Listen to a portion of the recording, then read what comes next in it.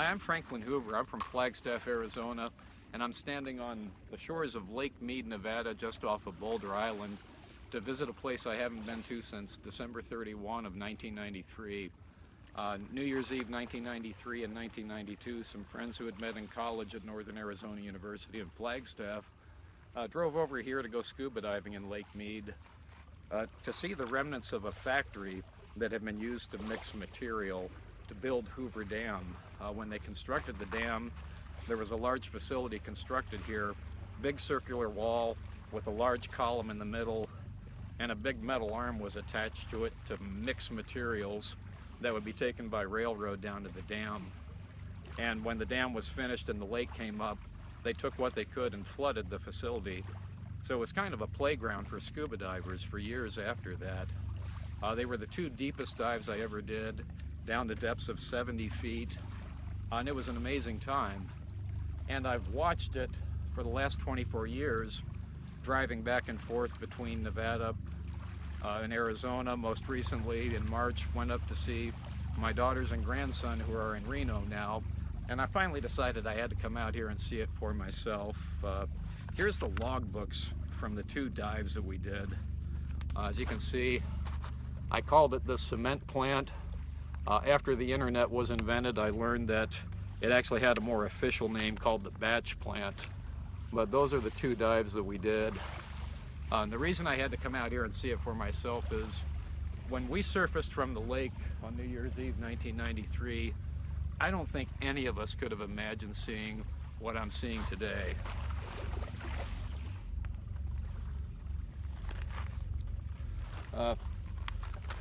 The batch plant's up on the side of that hill. It's about 50 feet above the water from where I'm standing. So the location of my deepest scuba dive is now baking in the sun on the side of a desert hill in Lake Mead. The lake's down about 120 feet from the elevation it was at when we did our scuba dives. And if you want to understand how much water that is, imagine an above ground swimming pool that's about 11 or 12 stories high and just a little bit bigger than the city of Chicago. That's what was above my head 24 years ago, and that's not here now. And so today I'm going to go up and take a dry walk around the side of my deepest scuba dive and see what it looks like 24 years later. So I'm inside the dive site now. The first thing that hits me is there's graffiti. There's graffiti where we went scuba diving. That's bizarre. A couple other things I've noticed. The ground is hard here, and there's shells. When we came here scuba diving, everything was kind of covered in mud. And I don't know if there's concrete here is later stuff that was poured to stabilize it, but it was kind of deeper and it was all muddy because when you would kick the ground, silt would fly up. So there was also no graffiti. Nobody had been here by foot for 100 years, but now it's all tagged up. A couple of interesting things. This column up here in the middle right here, we would take turns kind of swimming, resting up on top of that column, floating above it, and then swimming down under that hole and coming back over the wall. It was the first time I felt like an otter or a seal or something. It was just fun swimming around here like you were in a fishbowl. Now it's one of the ugliest places I've ever been to. It's not even interesting. It just looks like some old canal in Los Angeles or something. Really weird seeing it like this. One thing that's interesting that I never seen before, like I said, we would kind of rest up there on that pillar and then swim down this way, and there was an opening here. This was all sand. I think this concrete has been poured later, because this was all just sand and mud, and then we'd swim under those things and then come back up above the wall. In 92 and 93, they were all covered in kind of mud, So when you actually swam through, I think it would have been that one, you were actually sort of worried about hitting your scuba tank on the top of the wall, but it's a lot bigger than I remember it. Um, it is so weird standing here. I just, uh, and the thing that strikes me about it, it's really ugly. Not a place I'll come back to. It's just kind of bizarre and crappy. I'll walk through the place where I swam through 24 years ago. And now this is kind of interesting. This thing over here is the outflow from the factory.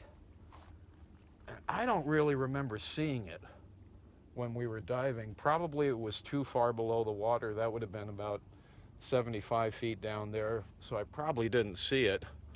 But it's a lot of this we didn't see because all of this was well below the depth that we could dive to, and it just doesn't look anything like it used to be. I mean, I just crawled through, and I'm sitting on concrete in the same place where the experience of diving through here was just remarkable 24 years ago. Unreal. Just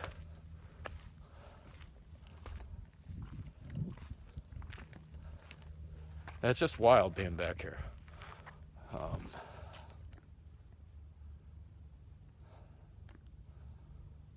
The one thing I did not expect, but I should have expected, was the graffiti. That's the part that blows me away. The thought that there is graffiti at our dive site. That's bizarre.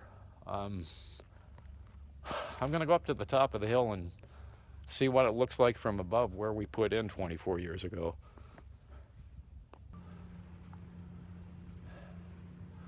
So I've climbed up to what used to be the only visible part of the island. The ground I'm sitting on would have been really the only ground that was above water. The water line, when we put in 1992 and 1993, probably just into the whitewashed rocks below me. That's probably about the water level where we went in. And so I'm looking into the sky at a place where 24 years ago I jumped into a boat. And we jumped out of the boat and we went down there to that factory.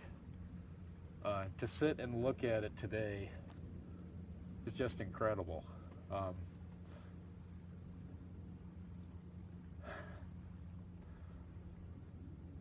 You know, we have a president now who denies climate change and denies that it's a scientific fact or that it will happen or is even happening.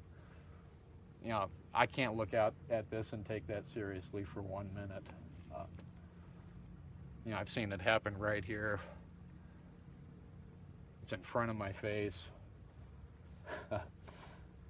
And it kind of affects me personally because to see it like this is unreal. This isn't what was expected. The people who built that, they knew the lake would come up and down, but they never thought this would be above the water again. They didn't think that. They thought that would be wet forever and would just disintegrate.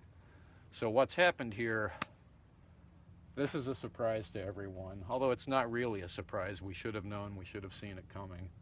You know, when I'm thinking about my grandson and Sparks, you know, I got to be able to tell him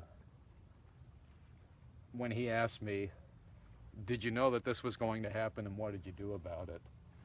The honest answer we're going to have to give is we knew that it was happening, but we didn't do much. I don't think that's acceptable. Lake Mead was a beautiful place to visit when it's at full levels. It's designed to work at full levels. This doesn't work. This isn't sustainable. We can't keep operating the lake like this. And we have to address the problems that are causing it. Looking at a place where as a young man I went scuba diving, and seeing it as a graffitied wreck on the side of a burnout hill in Nevada, that's not a good development. I don't like the direction that's heading. This is a special place, and I'd like to keep it special. So, from Boulder Island, Nevada, happy Earth Day 2017.